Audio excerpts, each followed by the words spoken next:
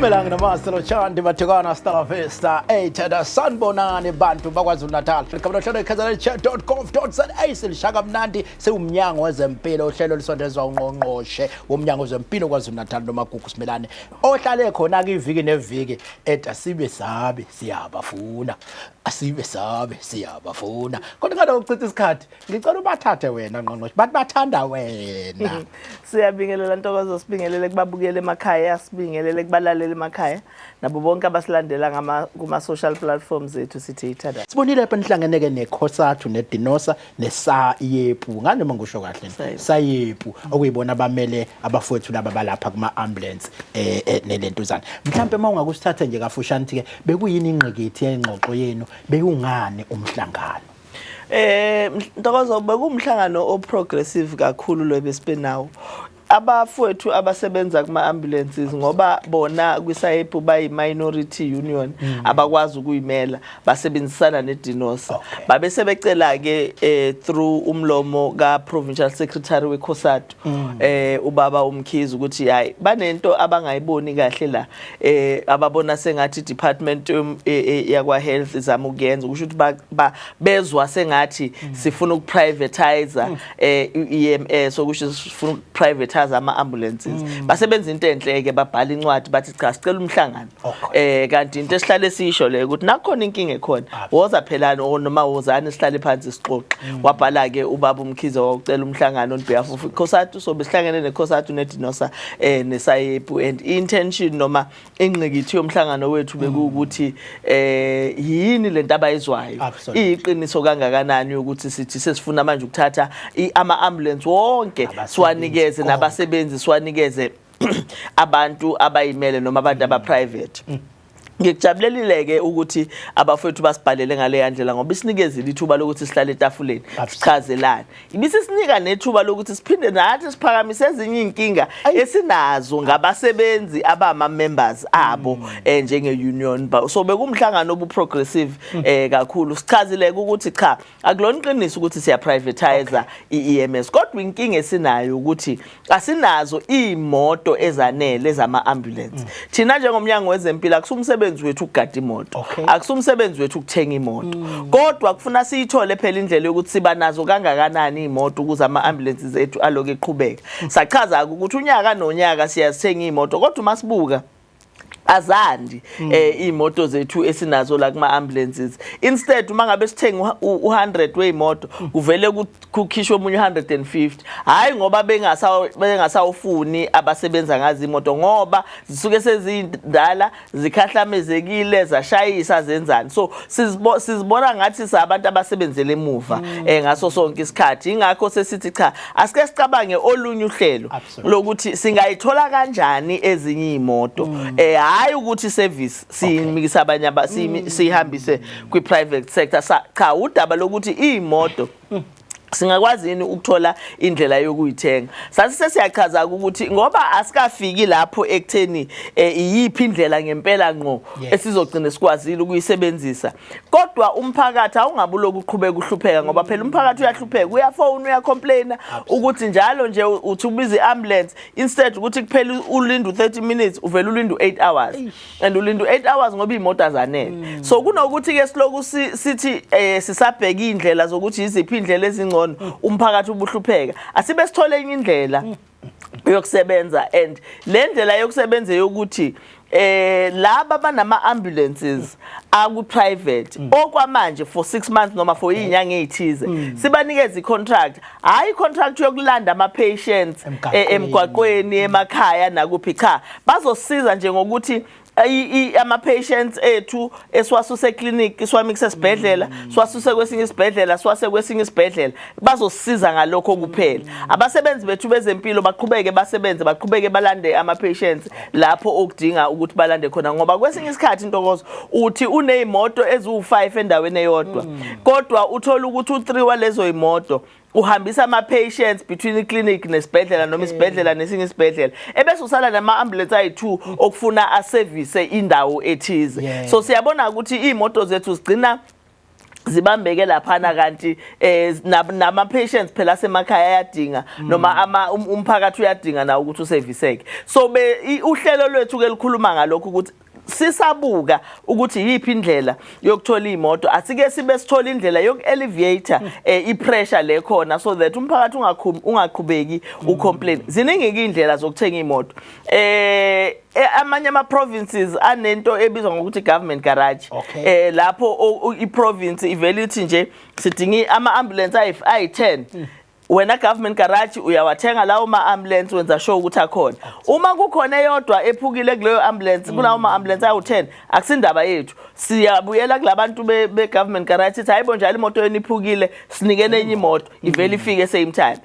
Amanye ama provinces enze njalo. Amanye ama provinces aba nama contract namanye ama companies ukuthi cha thina sidinga imoto nje kuphela kunini. So sisabuka zonke ke lezo zinto ngoba awukwazi ukuvele wenze ungazange ubukisise ukuthi yipi imapha ama pros and cons anoma yipi system noma yipi system oyenzayo siyazi ukuthi kukhona indlela abantu abangagcina sebeyi-abuse nalesi ikhuluma ngayo nakhona siaware ukuthi kungenzeka ukuthi kube khona abantu abagcina beyi-abuse. Into engiyithandileke ukuthi ngesikhathi sixoxa nalama unions noma engavumelananga nathi kahlehle kodwa bathe bacela sibanikeze ithuba bahamba bayobuka bacabange bacubungule nabo ukuthi ayikho yini into abangasi-advise ngayo. Asinankinga ke nalokho thina yoku-advisewa uma ngabe kukhona umuntu one-solution egcono kunalethi nesiyipropose sizoyimplementa definitely. Enye ke ama solutions or enye ezinto akade beyicabanga ukuthi kodwa ke mhlambe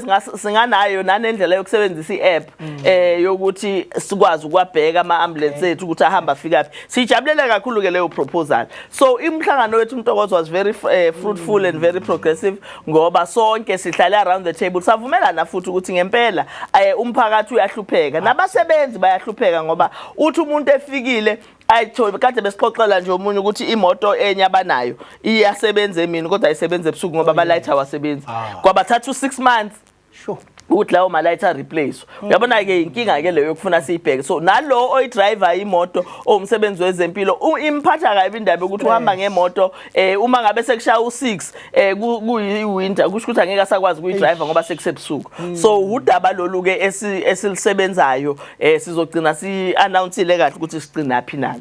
Ngqongqoshe sike sabona ke lapha eJoburg eGauteng bekwenzakalani lapha mina bengitshe mhlambe seniyo negotiate ukuthi kwaZulu Natal ithathe neGauteng vele kube into eyodwa ngoba ngibona ukuthi anifike ngeinkani eGauteng benenzani eGauteng. Ntokozo undunankulu wakwaZulu Natal umphemba uPremium Ntuli wathatha isinqumo nesigungu sakhe ukuthi asike sivakashela ama provinces kakhulukazi eGauteng. Absolutely. Siyofunda nje ukuthi benza kanjani izinto kukhona yini esingakufunda kubona. So bekunaleyo engagement ke phakathi kweprovince yakwaZulu Natal neprovince yaseGauteng. Ngosuku lokuqala sihlalile sanomhlangano nondunankulu bobabili. Ngicabanga ukuthi umhlangano wethu uhambe kahle kakhulu ngoba even undunankulu waseGauteng baba uPanyaza ushilo ukuthi hayi nawe uyafisa ukuthi ezinyangeni eziyifiwe ezilandelayo aphinde eze ne-executive noma i-cabinet yakhe yonke kwi-province yakwaZulu Natal ngoba nawe uyakholela ukuthi kukhona abangakufunda kuthini. So it was a very nice meeting ebeqhubeka ke then ngosuku elilandelayo sasise siyahlukana ke ngeminyango ehlukahlukene. Ungqongqoshe uDuma wahamba waya lapha kwa human settlement ehlangana nomnyango wakhona waphinde wahlangana nomnyango waka transport MEC waka education MEC waka agriculture nami ke ngase sengihlangana nozakwethu nathi siwumnyango because bengingahambi ngedwa bengihamba nemanagement sahlangana ke nozakwethu baka Department of Health lapha na eGauteng. Uyabona ke uday 2 usijabulise kakhulu ngoba izinto esizibonile futhi into esizifundile nabo sifundisana sixoxa sonke sicabanga ukuthi zibe progressive kakhulu ngoba uma ubuka nje naziningi izinto esingakwazi ukuthi sibambisane kuzona. Into bottom line esivumelene ngayo Ntokozo siGauteng neKZN ukuthi si share okuningi sina we have a lot in common. Okokuqala nje ukuthi iKZN neGauteng yonke iholwa ngokubambisana meaning siku coalition government sisonke so sonke ke kufuna sikhombisa ukuthi nina nenze njani hayi naye ilungayo ebese sithatha the best of okulungayo kodwa enye into ebinhle kakhulu exoxiwe kakhulukazi uNdunankulu Panyaza noNdunankulu Ntuli ukuthi abantu bakwaZulu Natal nabantu baseGauteng kunakho kwesinye isikhathi ukuthi sigcine ngathi sisebenzisa abantu ababodwa kakhulu uyabona ke thina nasesibuka eminyakeni wezempilo noMEC uNomantu lapha siyavumelana ukuthi uma ngabe nje ungathatha noma ungacorrecta uhealth waseGauteng no health waseKZN ungagcina ucorrect umnyango wezempilo wecountry yonke ngoba abantu abaningi bakulama provinces ngaphandle kokuthi abantu abaningi bakulama provinces abantu bakithi abaningi bakwaZulu Natal basebenza eGoli nalabo abangasebenza eGoli uma kuvalwa izikolo bayovakasha eGoli manje uma singashare singakhulumi kugcina kwenza ukuthi sibone abantu ababodwa kanti uma besixoxa besingakwazi ukuthi sikhulumisane ukuthi hayi usengapho njalo yebo awumbheke angithi kufana nalolu hlelo sithola ama questions amaningi abantu abaseGoli ngoba bayalalela kakhulu kunjalo uNankulu wakhona uyabuza ukuthi awu lolu hlelo singalenza kanjani nathi singapha manje uNdunankulu banakho ukulalela nalolu hlelo ngize ngixoxe lolu hlelo kanti lulalelwa nje lulalelwa yiwo wonke umuntu so uyabona ke uma ngabe iGoli seliza noma iexecutive yaseGoli siza la sizofike sihoste uMEC wakhona umama uNomantu naye ahlale lana sixoxe bafona abantu baseGoli bambuza imibuzo nabo ngimbuyise kaSuthu abuke kaufela engathi uzokuhlula ke kodwa so bekuyiprogram enhle kakhulu Dokozo ziningi into esivumelene ngazi ukuthi sizobambisana kuzona ukuze sikwazi ukuthi abantu bakithi basizeke kangcono ebesibungaza amagugu ke futhi einsukwini manje mina ngayitshela into yakaNomagugu yabo amagugu ukuthi kubungazwa amagugu heritage bengazi ukuthi mina lento yegugu kanti heritage sebengichazela hayi into yakaNomagugu neyazi heritage licha kuthiwa bayikhomba bethi hayi yithi labo Nomagugu but ke sibonile nendlula mithi kukhona lapha ya Estenga kubungazwa usuku olukhulu nokuyisuku esesithathe thinta kwezempilo iheritage mayibuka kahle kahle nezempilo kuyahambisana ngoba iyayifaka into ekhuluma ukusebenza komqondo mawungukuthi ubuka indlela okwakwenziwa ngazo kudala ukumtshala ukudla okunempilo zonke lezi zinto lezi mhlambe ke imessage enigcina niumnyango niphathisa abantu neheritage day igcina ithini well imessage yethu Ntokozo really ngalolu suku ukuthi akusiyo yonke into eyayenziwa kudala noma eyayenziwa mandule outdated kubalekile kwezinye izinto ukuthi sike sibuyele emuva siphile ngendlela abantu ababephila ngayo ngoba okuningi kwabo ababekwenza ku health uyabona nje okokuqala ukudla babekudla babekutshala manje ke thina sesidla ukudla okuningi okuprocessed okwenza ukuthi imisoco yakhona iphele ingabi khona so sithi thina ke nje umnyango wezempilo abantu ababuyele emuva bayotshala balime badla ukudla okuqhamuka emhlabathini so that bakwazi ukuthi babe healthy abantu abadala babehamba Ntokozo babewalk wonke umuntu active ingakho ngalesa sikhathi izinto zo BP no shukela zasingazikhulu kangako noma zasingaziningi kangako ngoba abantu babehlala beactive namanje ke sithi abantu ababe active ngisho abantu abadala awudingi ukuthi uze uyogijima emgwaqweni umunyakaza nje usukuma usebenza la eJardini noma ulihamba nje uzungeze ibala lakho iyona part yoku exercise lokho abantu abanye bayabathi hayi ngizokwenza njani manje senginesifo samathambo isifo samathambo sifuna kona ukuthi ukunyakaza uwanyakazise nje amathambo unyakazise izandla unyakazise imlenze ngoba uma ungakwenzi lokho agcina nawe sebophekile ngenxa yokuthi nawe awunyakazi so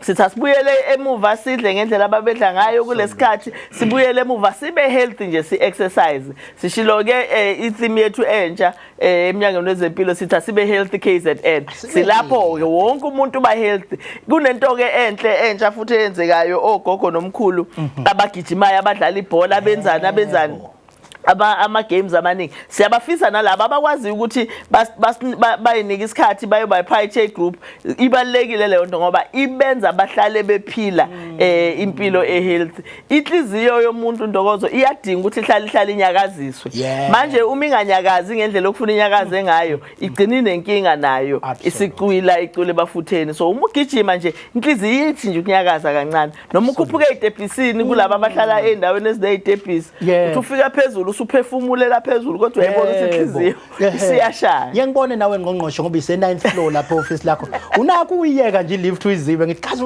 wenzani sengiyakubona kanti usuke ufuna ukunyakazisa inhliziyo ngambamvu ngqongqosho cha ibalekile leyo gijima ngiyangiboneke la masibuka nalomdlalo lo kuthiwa ilembe ushaka uyabona abantu babephila ngokugijima kuthiwa kaphuthume khona la bengibona khona wayesuka endaweni ekude kodwa kuthiwa akaphuthume lapha eThekwini ngejubane lento izobeka shanje yafika kuthi kungakapheli no 3 minutes usufikile eThekwini hawu khona omnye wayethunywa Eastern Cape wasuka ngejubane kwaZulu-Natal wahlala ngejubane yambona usefikile Eastern Cape nalowa owayephelezela umuntu wakhe eSwazini yebo wambona washeshe bafika and wazi kuvele ubone ukuthi kushuthi kwakushesha kudala yize noma imoto zazingekho manje ngiyaxaka imoto nayo mayihlula la eMaritzburg ihamba 30 minutes yabona nje ngo 5 minutes usuke ngene kudala eSwazini ubona cha kuyenzeka kodwa uyabona into yoku-exercise izinto ezazikhona nalokho in fact even if ubuka wona ama shows la uyabona ukuthi even abantu abadala ababekhona ngaleso sikhathi babengathembelanga kakhulu ekuhlaleni phansi benzeni babehambela nje uyabona ogogo nomkhulu bahlale behamba besebenza kubalekile lo ngqongqoshe cha mina ayikho into engijabulela nje ngokubuka emuva ubuso uyayibuza abantu basurvive kanjani kodwa ubuso uyabona ukuthi kahle umzimba wawudalela ukuthi ukwazi ukumelana nazo zonke izimo ukuthi wena ufuna ukuqonde lesimo oqondene naso akekho angeke aphile mawusunikiwe ngoba lapha kugijinywa ngeenyawo ngengazama nje ukuhamba ngeenyawo kwenye ama gravel road lapha ngathi hayi angisurvivanga ngisho izitep ezu5 ngabuyela ngigijima kodwa laba yabona kwakushawa ngejubane ameva mali kushaya bese ulukhahlela nje ulithi kuphele kanjalo uyabona ukuthi ke kwakuphilwa ngqongqoshe umhla ka26 September engikholelwayo ukuthi iwona namhlanje ngoba ibalekile lento othi ulazi usuku khona omnye wabuza uthi uzalwa nini wathi akanayisho so umhla ka26 September kuthiwa usuku leli okuthiwa World Contraceptive Day okusuku la sibheka khona izinto ezifaka ukuhlelwa kwemindeni izinto zokuyivikela ekutheni ungayitholi usuwakha umndeni isikhathi singakafiki kumele ukuhlelele zonke lezo zinto lelo aluve lubalekile lolu suku kodwa lubaluleke zonke izinsuku kuthina siwumnyango wezempilo mhlambe ke sizongena no sister la akezosithatha nje ngawo ke izinto zokuhlelela umndeni nani ukuthi ke ngesinye isikhathi ingqongqoshe ke kube ngathi siwumnyango sesifuna ukugxambukela mase sitshela abantu ukuthi zamani phela ukuphila kanje uze ningayitholi seningcindezi yalokhu nalokhu sekuthiwa ubase begxambukela laba kodwa usuku olufana nalolu ngqongqoshe lusho ukuthini eminyangweni Walusuke lufana lokho Ntokozo lusuke luthi siyakhumbuzana into esikhuluma usuku nosuku le kodwa ngalolu suku siya highlighter nje ukuthi hayibo njalo wonke umuntu akayinake le ndaba yokuthi ukuze ube nomndeni kufuna uhlelele uma ungahlelanga uba nenkinga uyithole usune pressure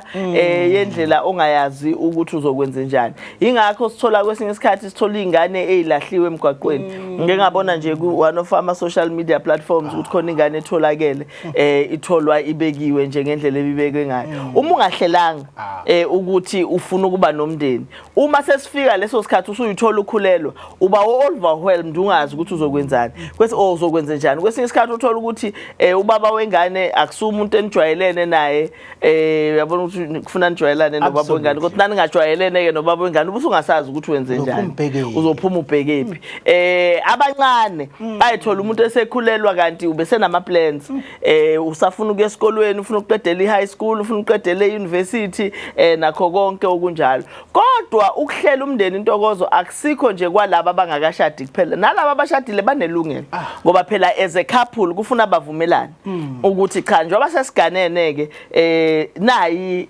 imap yethu yalomndeni wethu imap yethu ke kufuna siyixoxe ndawonye ukuthi cha sizohlela ukuthi eminyakeni emibili ezayo siyamfuna omncane simzameke kuleso sikhathi bese siyalinda mhlambe emva kwa 5 years 6 years sesizama omunye futhi kuyahlelwa So uma kuhlela abantu abaganiwe Yeah. nabaganile, what about umuntu osingile?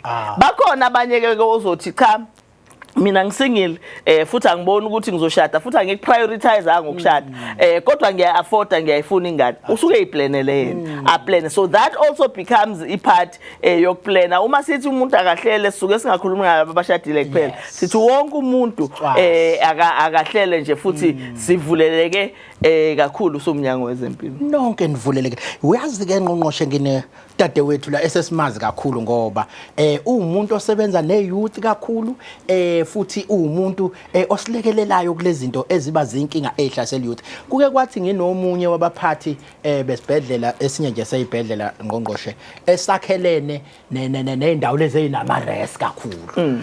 Wayibeka indaba ukuthi eyabathusa indlela abantwana abafika ngayo bezokhipha izisu. Ngizocela nje ukuthi sikhulume vele kube kanjalo. Bezokhipha izisu esibalo siphezulu kakhulu. Okubathusana kakhudlwana ukuthi ke khona babuya bephindelela ngisho ka4 ngisho ka5.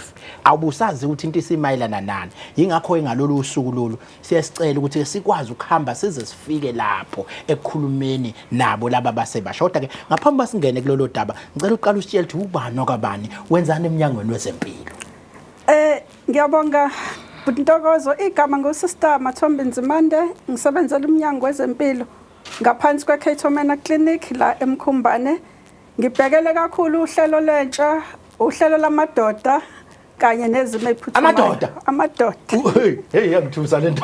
Bangabhekelela amadoda ngqongqoshe. Ngithi ke uzophuma ngikhenike la masiphuma ngeke ngisakuyeka. But ke kubaleke ngani ukuba nosuku olufana nalolu la esithi nje wonke umhlaba jikelele World Contraceptive Day. Usuku elisho ukuthini lolu? Umhlaba 26 September usuku olubungazwa umhlaba wonke. Lapho sike sifuna ukunika khona ukuthi sinika abantu abasha ikakhulukazi sibafundise ngezimo nangeinhlelo zokuhlela imndeni ukuze babe nekusasa eliqhakazile, umuntu angamani avumbuke senomndeni nje kusasa. So usuku chuzile olwachuza ukuthi kube yilona olubungaza ukuthi sikhumbuzane phela ukuthi kukhona inhlelo zokuthi kuhlelwe imndeni.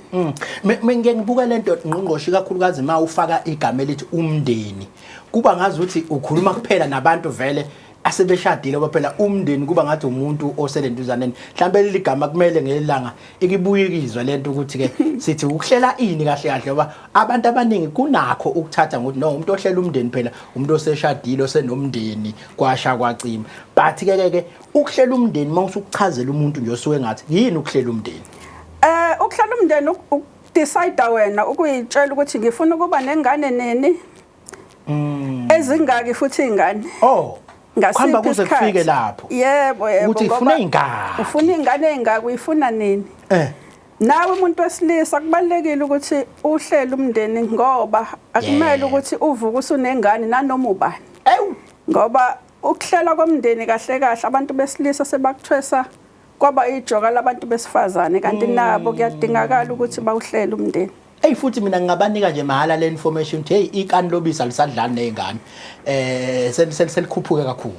Uyalibona ikani lobisi selibiza isitolo qobo uma uthi ngathi uthenga sonke isitolo uthi hey la selibiza ukudlula isitolo leli ikani le. So impela kubalekile ukuhlela lomndeni ngoba imali yakhe izophelela la emakanini obisi. Mhlawumbe ke inhlobo zokuhlela lomndeni zingaki mazikhona? Umnyango wezempilo uneyinhlobo eziningi. Sineyinhlobo zama-condoms awesilisa nawesifazane. Mana lento ama-condoms wesahlela wona umndeni. Kuhlelwa wona umndeni ngoba ayasiza kakhulu ke wona ngoba aphinda avikele nezifo. Wangithiphisa. Avikele izifo aphinda avikele ukukhulelwa. Uyazi ngqongqoshe ngila eminyangweni bengingazi ukuthi i-condom nayo kusahlela umndeni. Ungithiphise kakhulu. I-condom impela iyona number 1. First class izifo nakho konke futhi olunye uhlelo olunye absolutely lwenhlelo ezikhona kuphinde kube namaphilisi kube nemjovo kube nama implants okungena ngaphansi kwesikhumba kube nento ekuthiwa iloop lokho kwamaphilisi imjovo ama implant kwenzeka kwabesifazane kuphela noma nami ngingayishaya implant abesifazane kuphela ngiyalithanda legama lithi implant anizame neyabantu besilisa nathi implant ngathi uyatshala nje kuyinto enokutshala phakathini bayafuna nababesilisa bake bafike babuza ukuthi akukho yini okwethu okwenhlelo ukuthi nami ngowesilisa ngivikele yebo okwamanje asikakabi naye abesilisa salapha kukhondom salapha kwicondom absolutely kodwa ke Ntokozo uma kuwukuthi usumuntu omdala isibaya sakho sesigcwele yebo khona uhlelo labesilisa okuthiwa i-vasectomy hayi bake basithatha ngalo lapha elentuzane lohlelo eGrace nalapha neSt Aidan's balichaza ngaluzwa kahle inkinga ngathi kuthiwa reverse ukubuyele emuva yikho ngithi mawusu decide ukuthi sibaya sigcwele okay awusafuna elinye inkonyane omunye uthe ngakithi mina ngisoyikhulumela umphakathi mangala hayi mina uthi omunye kuyenzeka phela umama mncane okugcina afike kanti usunqamlile abese ifuna naye ingane bese wenze njani ngebhada kubuyelwe emuva kufanele kube uhlelo oluthatha musuwazi ukuthi hayi usuqedile manje ngizwe ke uyibala lezi inhlelo imjovo nani lukhona nolunye olusekho iloop sinane loop ehlala u5 years amanye ama-loop ahlala even u10 years and ngiyithande le masenichaza lawa athi kuba made isikhathi ngizokwenza isibonelo njengomntwana ose university njoba ngisho ngithi ludaba olubucalo loba masilixoxa kuba ngathi kunokucwasa phakathi kodwa into eyiqiniso labantwana laba bagcwele emares mayezoyithatha into eyisikhathi eside kuyakusiza ukuthi ke akwazi ukufunda aqede ethethatha idecision mhlawumbe usewumuntu osekwazile ukuqeda into efaka izifundo zakhe nani impela kuyasiza kakhulu hayi laba basemares kuphela even laba abasema high schools ngoba mufaka implant uyazi ukuthi u3 years wonke awuzokhathazeka ngokuthi ungamitha mufake iloop uyazi ukuthi u5 years noma u10 years awuzokhathazeka ukuthi khona isiso esingahlala lokho kukunika isikhathi sokuthi ukwazi ukufunda uconcentrate kakhulu ezifundweni zakho ngaphandle kokuloke ucabangani ukuthi sekufanele ngeclinic ngiyovuselela umjovo absolutely ngicela ukukhombisa umlalo ekhaya uthi igama lohlelo kznlchat.gov.za uhlelo lomnyango wezempilo sibuye sikhuluma izinto ezibasensitive kancane siyasicela ukuthi kancane lokusixolisa lapha ekhaya ukuthi ke usixolele emakhono ulimi esisolithinta bese liyalumela siyesifisa ukukudlulisa ngoba kunjalo ngoba sabantu exoxeni kwethu ngqongqoshe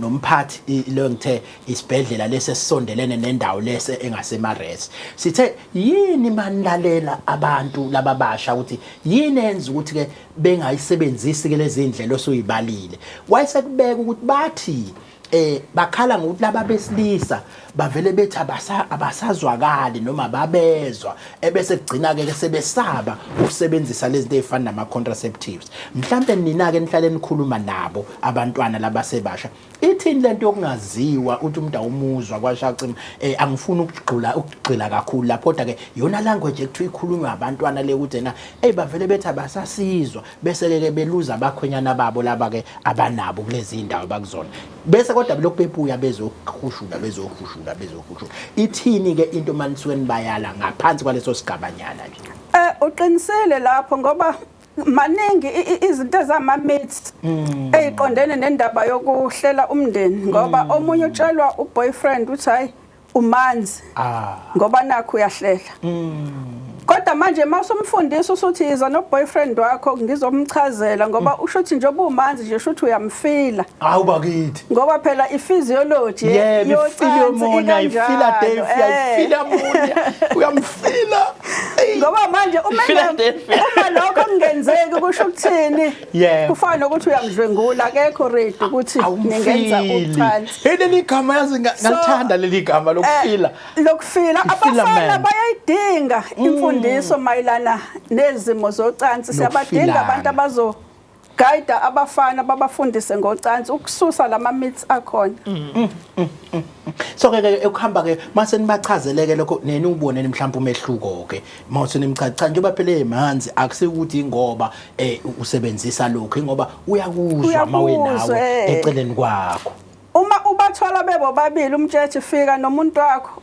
ugcine eseqonda nomuntu ukuthi hayi ngempela kufanele kube kanjalo. Mhlawumbe ke kulezi zimo lezi ngiphinde ngixolise lapha ekhaya sizothi ukungena nje impela.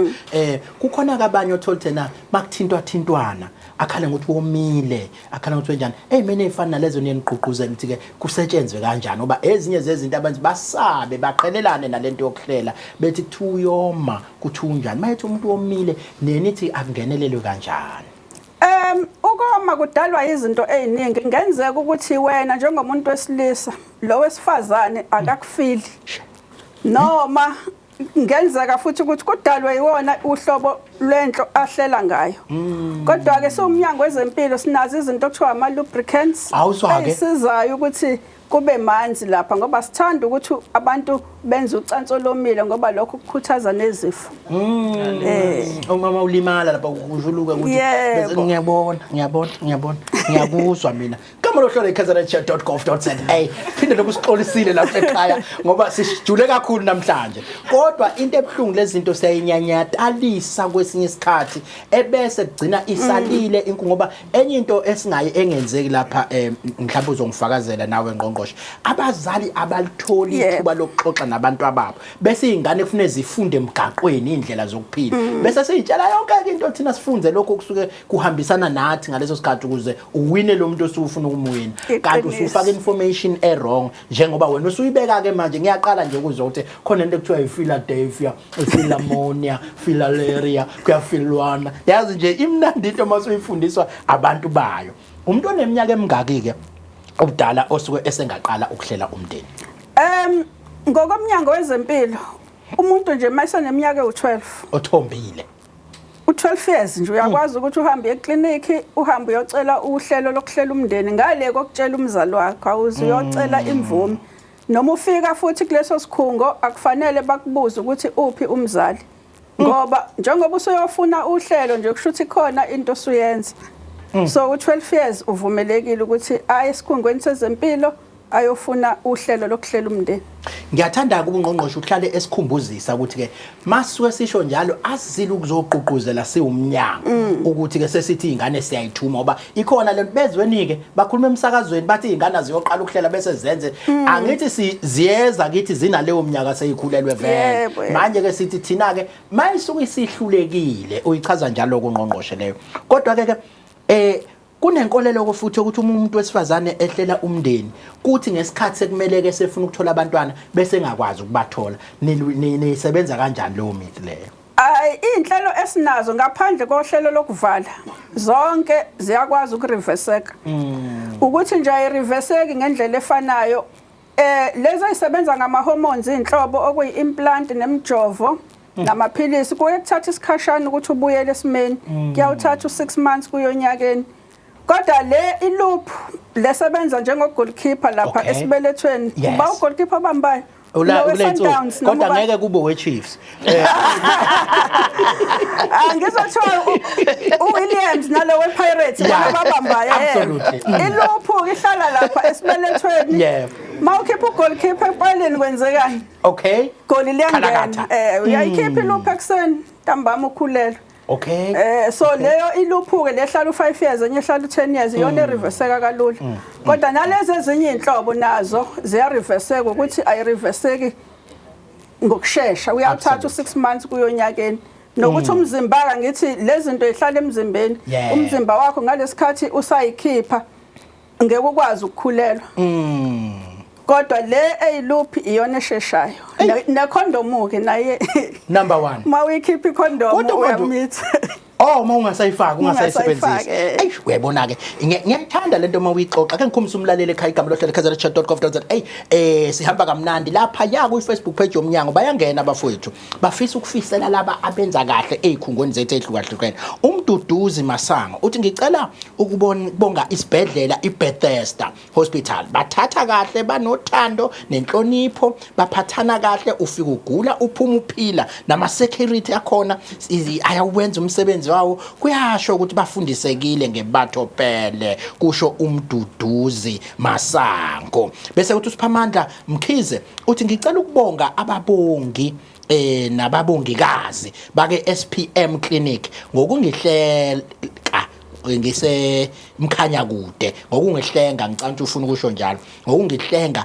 ngisemkhanya kude kusho uSiphamandla Mkhize cha ngale kokuchitha isikhathi mhlambe ke umuntu ofisayo ukuyokwenza lezi indlela zokuvikela okhulume ngazo nokuhlela umndeni angashona kuphi ngoba siyazi usuku olukhulu phela namhlanje la sithi siyakhumbuzisana nabalaleli emakhaya ukuthi ke kubalekile ukuhlela umndeni angashona kuphi zonke ikhungo likahulumeni zezempilo ama-clinics anazo zonke lezi zinhlelo sengiyibalile khona ngisho nohlelo esilibiza nge-morning after pill njengoba kulosihlanu nje asazi intokozo uyaphhi bazojuxuza abantu kusekuseni bengazazi ukuthi bebejuxuza nobani uyakwazi ukuvuka uyofuna into ekuthiwa i-morning after pill iyatholakala naseklinikhi kakhulu futhi izokusiza ngoba sizokutesta sikunike nento yokuvikela ukuthi ungatheleleki ngegciwane manje ithatha ama-hour kufanele ngiyisebenzise mase kuphela ama-hour mangaka ngoba within 72 hours nje 3 days 3 days kodwa okungcono ukuthi asona the better usheshuye ngoba kuthiwa intokazi yabonakala isithi icela ukweqisa ulayini now siyophela sengaze ngimitha nje ngeqalo layini akwafuneka ijombeke nkosi yami ijombo layini kodwa nje siyabonga kakhulu ngokusilethela lento usaphuma ke sesishintsha sifaka udokotela ngizocela ungqongqoshe akasiqinisele kodwa kule yokugcizelela ukuthi ke masikhuluma ngalezi zinto asiqhuquzeli ukuthi abantu abenze sinayo uABC sinakho nokunye ngiyacela uyishayele isipikile ongqongqoshe Nontokozo ipolicy yomnyango wezempilo ithi ABC ukusho ukuthi abstain be faithful condomize uabstain ke lo seqaleni siqala ngawo nanini uma sithi abstain suke sithi zithibe uma sikhuluma ke nabantu abasha siqala lapho ukubona ukuthi zithibe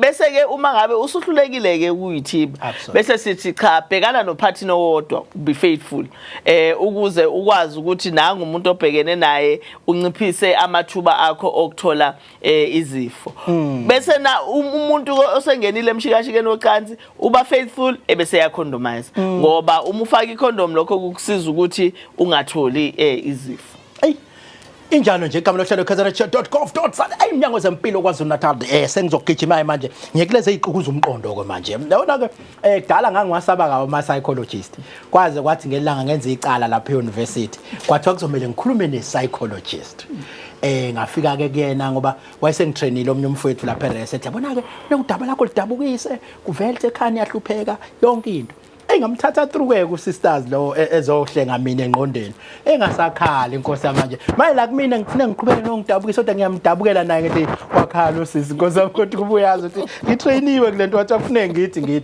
cha ngagcina ngingaqoshwa futhi ubuhlupha kakhulu ngempela esikoleni e-university eyikona kwakuhlupheka ke kona kodwa ke lo uchitha isikhathi sitshela ubani okabani wenzani la eminyangweni ngiyabonga Ntokozo igama nguSanele wakwaNkosi ngiyi-psychologist esebenza eKingdom Zulu. Absolutely kumnandi ke masithola ke abantu abadila nomqondo manje into nangimbona ethi ukusebenza eKingdom Zulu khona umngani wami owathi naye wathi hayi uyadinga ukusizwa bamrefer yes uthi umefika lapha udokotela wafika wakhuluma nesingisi wakhuluma naye wathi udokotela hayi mfowethu wena unankinga yenqondo udinga umsebenzi nje ungathola umsebenzi inkinga lakho zophela kona kukhona ngempela yazinjalo ukuthi uthi uyitshela ukuthi unenkinga khona omnye nje kuthiwa uvelile naye kwathiwa uneyinkinga no-stress nanothi cha wena inkinga ufuna ukwenza ikhanda hamba okwenza ikhanda bese ke lizophela zonke izinkinga zakho so inkinga ke zihlala endaweni ehlukahlukene kunesifo la esingadumile kakhulu ekuthiwa ngizocela ulisho wena Dr. Gama ba mina ngizolisho kanti ke kuthiwa i-Alzheimer ngisho kahle u-Alzheimer's ayi uyabona nje ngathi igama lomuntu wale ngakithi Alzheimer's khona omnye ubaba wakuthiwa Alzheimer's ngangazi ukuthi kanti kwakusukela esifweni kahle mhlawumbe nabo babenzela ukungakhohlwa ngoba mhlawumbe udokotela washo ukuthi ingane yenu ngathi nawo Alzheimer's wathi wabe igama layo leyo ngane leyo i-Alzheimer's yini Alzheimer's akusilona ke igama lomuntu hawu Alzheimer's mengase ngichaze nje kancane ubhuti wami isifo esibhekane kahle isifo sokukhohlwa kuke kuthiwe mase soyibuka isiyonke ngiyazi ukuthi mhlambe sisazophinde sithinte na kwi-dementia isifo sokodloka komqondo okay yebo into mhlambe othi kwesinye isikhathi ungazalwa ingekho onkulu kakhulu bese uya ngokukhula ibilokhu iba khona ba hey nami sengiyakhohlwa bo angazi noma sekuyiyona ni le Alzheimer's noma cha into nje zala emhlabeni so le Alzheimer's into ofuneka uzalwe nayo noma into ecaphuna ezokhula isifo esisithola kanjani ngaphisha kuningi ke okungena kukhona okokuqala nje akusisona isifo engathi umuntu uzalwa naso kodwa isifo singafike sikufice kahle sibhekane nabantu abathe ukukhula manje ngempilo sibheka abantu ba 65 mase kuyaphezulu awukangcono hey phela odokotela amabele abagadla ku40 bonke njanje ku40 kuyale phezulu yaqala ukuze umuntu ogadla le ko 60 cha shaya mfowethu ngashaya uqinise lapho ziningi ke izinto eziba nomthelelo ekutheni umuntu agcina senayo ke Alzheimer's noma dementia njengoba ekhuluma nje emiseni ngithandile leyo izinto esidlayo manje mekuthu ubuyele emuva uyabheka izinto ebezidla bezinomsoco uyabo kodwa manje izinto esidlayo ziprocessed zonke yabo nalokho kuba nomthelela okunye ke ukuthi siyazi sibhizi sonke ngoba ngibona nje nami gym kade ngayigcina kubalekile ukuthi ne gym ke sithi ukuyivakashela nje kancane sithi ukuyivocavoca izinto ezikanjalo nazo siyaba nomthelela okunye ke kodwa okubalekile ngiyazi ufuna ukungena emlomeni usefuna ukubona omunye okade wagcina igym njengawe bengifuna ukugadla kulezi esisebenza nazo ngoba nazo nokuzithi ibhizi kodwa ke ngiyazi ukuthi singasakha isikhathi sokujima manje iAlzheimer mawungayichaza kahle bazosaba bebuyele ejimini manje ke ngeke ngizwe ke lezi ezifundile lezi basuze zikuthatha ngempela nixabana wena nginedementia yini ubona ukuthi walizwa naleli gama bebengawazi uAlzheimer mhlawumbe sebezoqala ukuthi neAlzheimer yini but umehluko phakathi kwedementia neAlzheimer singathi yini ngoba ngeke ngizwe nangapha ka dementia kuthiwa kungena khona ukukhohlwa futhi nangapha ngathi kona yini ke mhlawumbe umehluko mawuthatha umbeke sithombeni alright so lapho ke idementia mekuthiwa ngingakuchazela ibheke ezisihlahla isihlahla sinezimpawu eziningi kodwa kulezo impawu kukhona impande ke ezingaphansi kwaso ke so ama specific disorder lapho ilapho ke ko Alzheimer's kanje bangena ngaphansi kwakhe ihlobo ingane zakhe ayi ngizwa kahle mina lento amadodana namadodakazi manje ke manje into leke yokukhohlwa ke njengesifo ke manje ijwayelekile kuphi kubani makwenze njani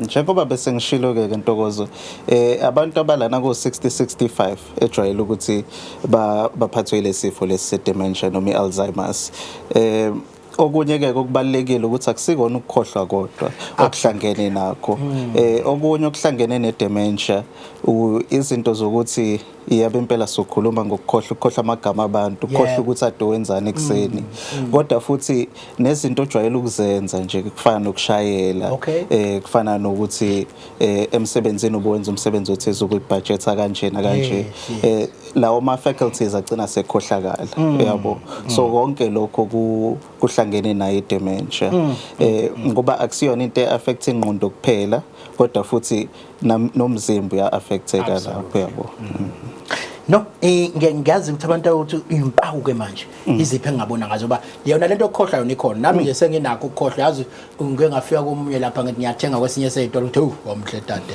hey yazi what day wena so ngikhohliwe njalo engathiwa kwaba umuntu esake sasa kodwa bese yabona nje ukukhohlwa ngathi sekukhona so ke kuhamba kufike kusiphi manje uxoxela uMandaba ukuthi kukhona lapho ufika ukuthi ngixoxela mina umphakathi ngisongenzela example yomphakathi ngongqosho uyathanda ibhasi ufaka phansi kwebhasi ngise ngibuzela umphakathi mina ngibuzela ikhanda funa phela uMandaba ukuthi nangikhona ngiyabizela impela umuntu othothi ke isiphi isigaba la ekusuke sekuthiwa sekuyiyona ke lento akusikho lokhu kokukhohlwa okunormal so sikujwayele vele ukuthi abantu mase sebathe ukukhula ngeminyaka bazothi ukukhohlwa ezinye izinto kodwa mekuthiwa leyo muntu umnikeza isikhathi uzophinda akhumbule lento le ade ikhohliwe ukuhluka ke phakathi kwalokho ukukhohlwa lokho esikujwayele nedementia noma iAlzheimer's ukuthi lokho kula usuke ungasakwazi ukuthi ufunction wedwa usuke usudinga ukuthi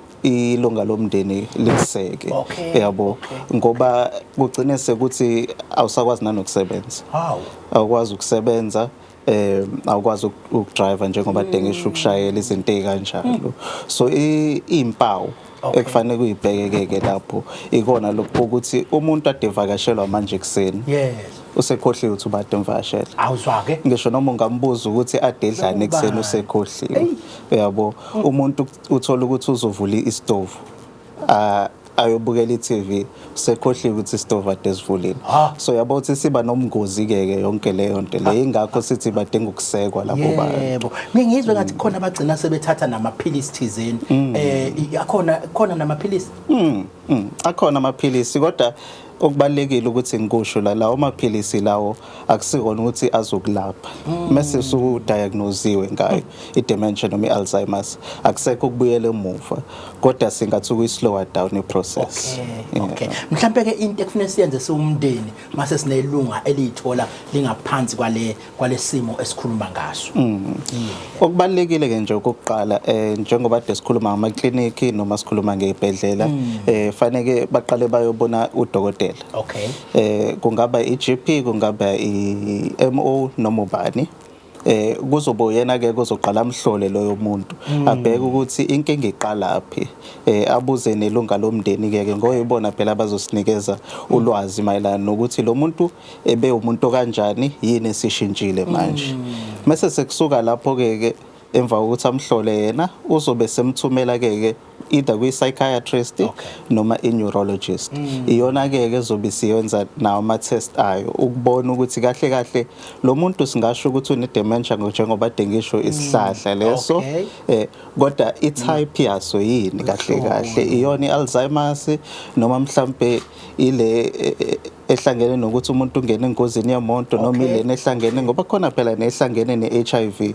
So kubalekile ukuthi sazi ukuthi kahle iyona yiphi ukuze sizobona ukuthi yiphi imithi ezomsiza lo muntu. Khona imovie ngqongqoshe ngayibuka umfowethu lokho njalo ekseni kwafuneka akhumbuze intombi yakhe ukuthi imina njalo umkhwena wakho ngoba uyayivuka njalo isikhohliwe aqala shele kabusha kodwa kuyoshaya u12 ngathi yamvuma ngo1 bavumene ngo2 bayashada ngakusasa ikhohlwenya impela so ke ikhona ke yona into enjalo kodwa ke dokotela selokhu sikuletha nje ngoba siyazi kube bekuyiviki layo iAlzheimer's manje sethi yini iAlzheimer's sesitholile cha ichwane la khona lapha sizofaka ngejubane manje ke uHR kwethu ngqongqoshe uzokhumbula ukuthi ke sike saba nokukhipha ngqongqoshe imisebenzi ehlukahlukene siwumnyango ngiyazi ukuthi ke kube khulu kungenelela lapha ningenelela nibheke indaba ukuthi ke singenza kanjani ukuze sigcine kunemisebenzi ephumile so abantu ke banakho lokubengena kwi social media page yethu nabanye befona eminyangweni how far kunale anxiety ekhona sibe sesicela ku HR wethu ukuthi kuzosibeka nje esithombeni esikuphi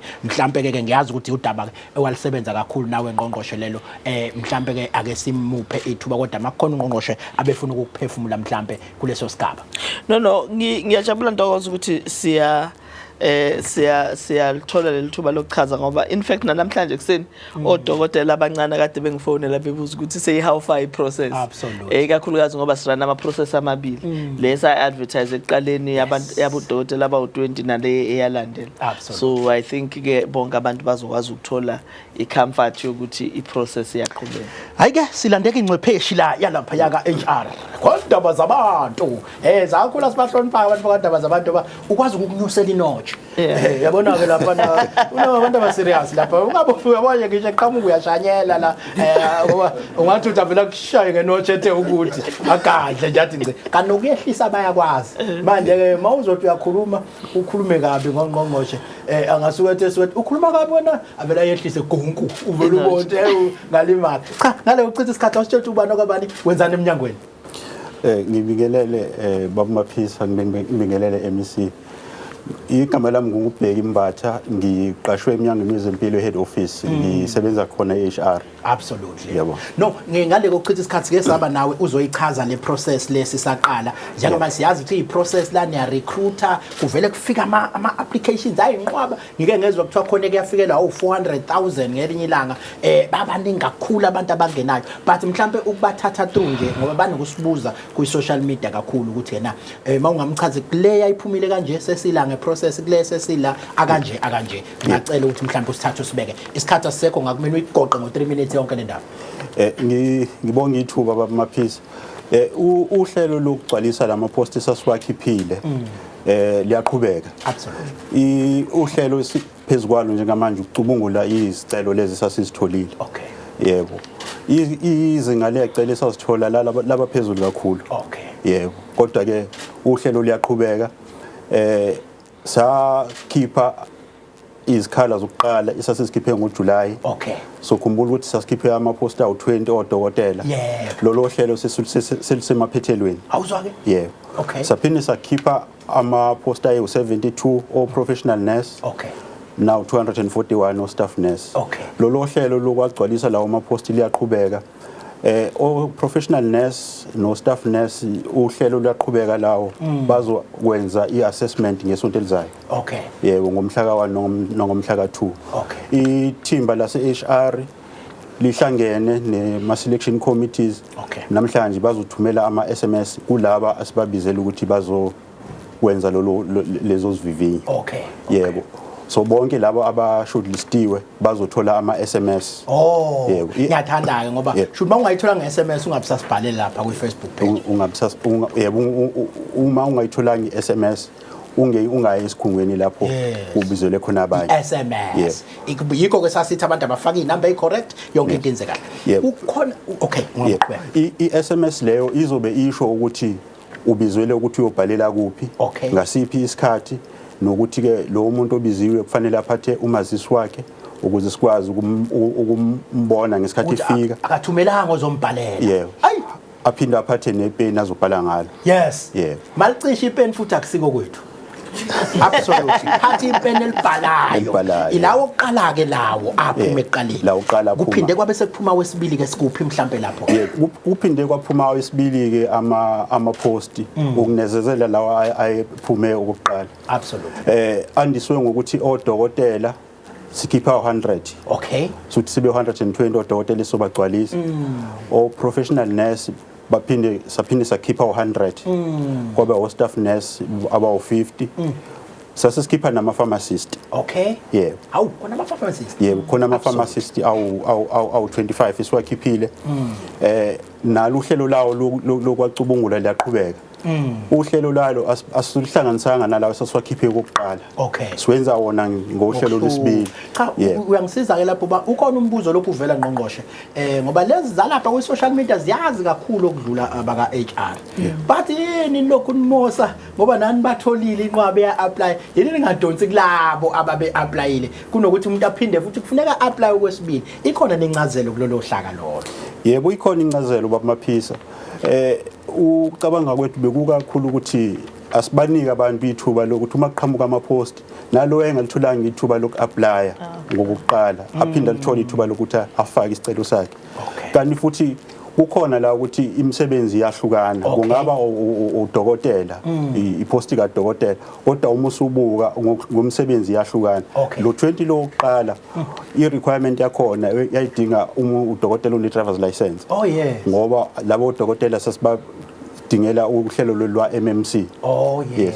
Kanti lawa esibili asidingi i-driver's license ngoba labo dokotela sibadingela ukuthi bazosebenza ke esibhedlela ngaphakathi esibhedlela. Absolutely. Labo ba MMC ba abantu abahamba emakliniki behambele nendawo ezithile emphakathini so kudinga ukuthi kube umuntu driver's license. Yabona ukuthi kubuza kumuntu owenza into yabo mina bengingavile hayi mhlawumbe iprocess ngiyabuka into elula njenge driver's license sengizosho ke bonke ukuthi hey awungabizwanga ekuqaleni i-driver's license awuzwa kulula nje sekulula kakhulu.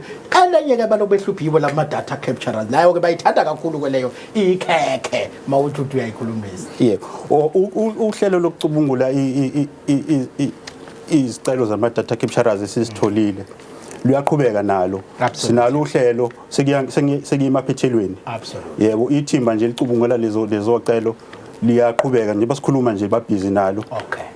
Lonke lelisonto ziyacutshungulwa maduze nje laba abazo shortlist sizoba mema nabo ukuthi bayokwenza assessment. Say SMS nakhona. So babe mange SMS nabo.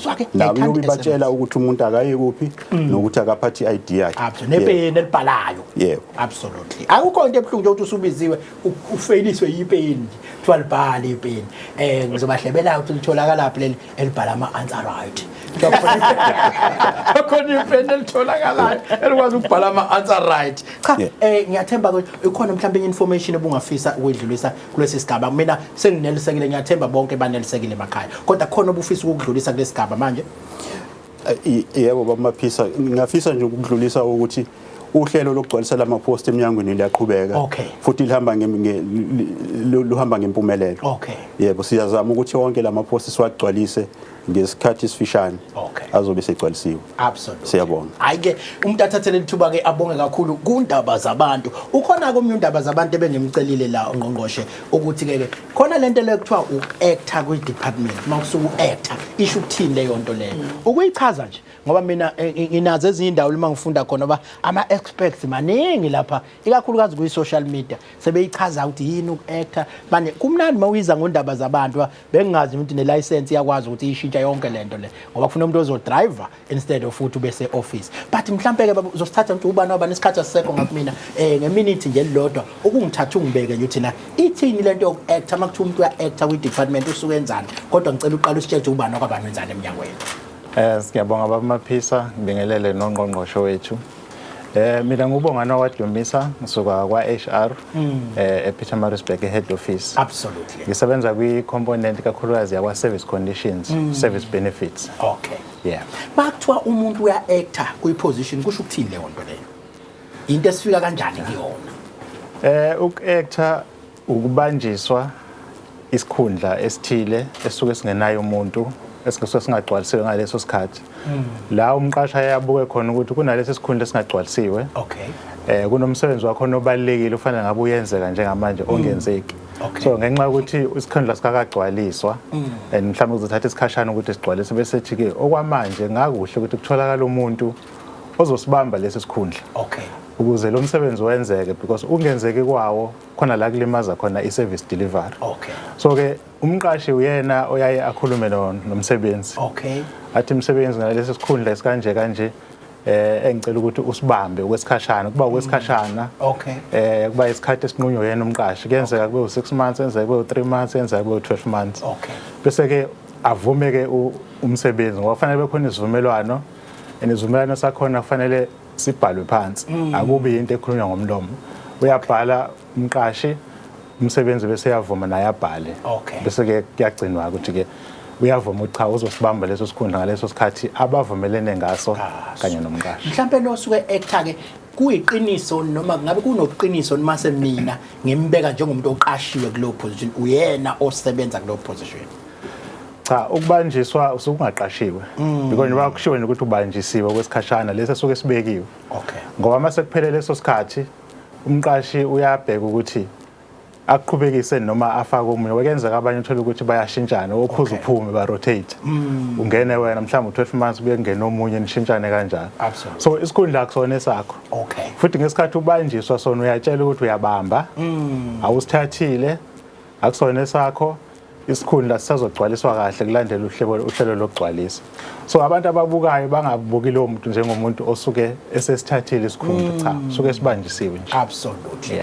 Ngelilanga ke uzofika ngoba undaba zabantu sizoba nani nje lokusihamba nani uzofika ukusithathe through iprocess yakhona ukufika kanjani lapho in ukuthi besinawo lengxaki lokuthi sekubekwa ngathi umuntu osuke actor kulo position usuke seqashiwe kulo position. Manje nami sengiya understand ke benginakho ukufuna ukuyo actor somewhere manje sengiyabonga ngisayi ukuyo actor kanti ungayonto yakho le umshini osawubambisiwe nje into esikhashana but siyabonga kakhulu ufika wayichaza ngqongqoshe isikhathi seseko ngakuthina mhlawumbe usigoqela uhlelo. Siyabonga kakhulu Ntokozo sibonge kubo bonke abantu akade bekhona. Ngiyafisa nje ukuthi kulolu daba engicabanga ukuthi asingenanga kakhulu kulona lolu Alzheimer's kubalekile ukuthi abantwana emakhaya noma omama nobaba banakekele abantu abadala ngoba uma ngabe umuntu esefike kuleso stage sokuba ne dementia noma i-Alzheimer njengoba kade ichaza udokotela uyaye agcine engathi umntwana omncane ngoba eziningi izinto agcine seyiluza seyiphuzile seyikhohliwe nakho konke so kufuna siku-understande lokho siku-expect ukuthi kungenzeka nanoma ubani so kufuna sihlale sibagadile abantu abadala uma ngabe sesimazi ukuthi kuleso state ne-responsibility ke thina esihlala naye ukuthi simnakekele singaphelelwa nayi patients ngoba njengoba kade chaza udokotela ukuthi angathi uyahamba namhlanje athi ngiyahamba ngiyovakashela indodakazi yami indodakazi uthola ukuthi ayisekho emhlabeni usekhohliwe ngenxa yokuthi isimo sesimfica lapho so njalo uyobeloku ephinde lokukhuluma into eyodwa nathi ke kufuna sijwayele ukuthi cha usela umuntu omdala but emphakathini generally thina njengabantu abamnyama sikhule singazazi lezi zinto izigulo zezengqondo bese kuthiwa ke umuntu omdala etholakala ngaphandle ebusuku ephumethe uyochama esengena emzini wrong tube esethakatha kanti mhlambe ilesi simo usekhohliwe ukuthi ikhaya lakhe yiliphi nokuthi uphume kumuphi umnyango so kubalekile ukuthi njengesizwe simnyama siqale sizi-understande